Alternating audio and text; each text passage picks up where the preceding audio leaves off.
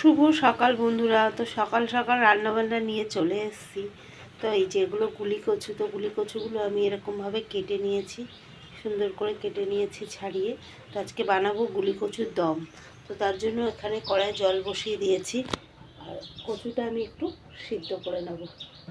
কচুর যে লালাটা থাকে সেটা কিন্তু কেটে যাবে। একটু গরম করে নিয়ে, জলটা একটু গরম করে নিয়ে তারপর কচুগুলো দিতে হবে, ফুটলে নামিয়ে নেব। কিন্তু আমি হালকা করে সিদ্ধ করে নিয়েছি।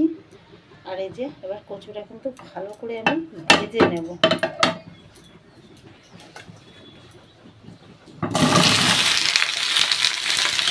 একদম লাল লাল করে কচুটা আমি ভেজে নেব।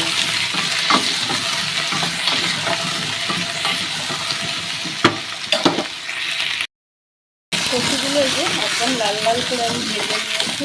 এবার আমি কচুগুলো তুলে নেব।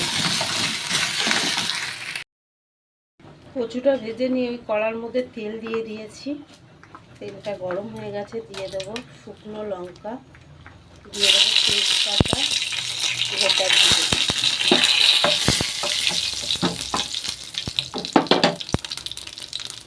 দেবো।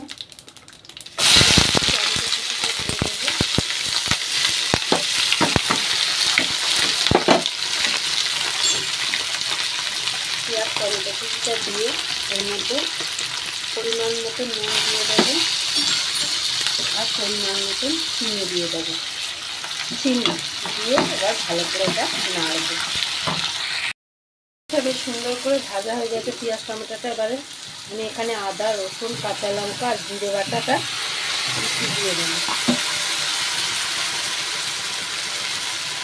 তাহলে দিয়ে দেবো অল্প সামান্য একটু লঙ্কার গুঁড়ো, দিয়ে দেবো হলুদ গুঁড়ো, দিয়ে কচুগুলো দিয়ে দেবো। দিয়ে এটা আমি 10 মিনিট মতন ভালো করে কষিয়ে নেব।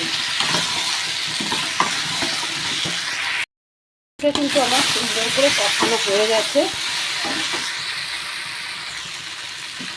এবার আমি এর মধ্যে গরম জল দিয়ে দেবো।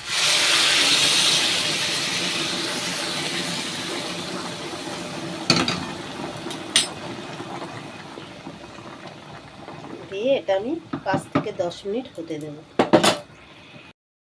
দমটা দেখুন আমার কিন্তু হয়ে গেছে। আলুর দম না, গুলি কচুর দম। তো দেখুন হয়ে গেছে। এবার আমি একটু গরম মশলা দেব।